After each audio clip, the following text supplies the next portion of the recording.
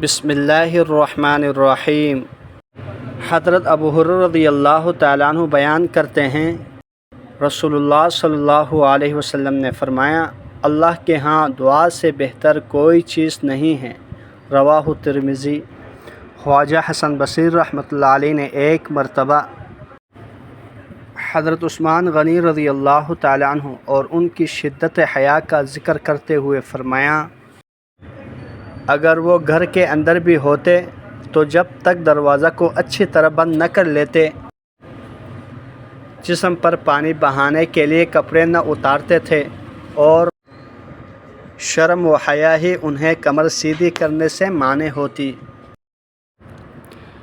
امیہ بن شبل وغیرہ کہتے ہیں کہ حضرت عثمان غنی رضی اللہ تعالیٰ عنہ 12 سال تک تخت خلافت پر متمکن رہے، جن میں سے آخری 5 سال آزمائش و امتحان کے گزرے۔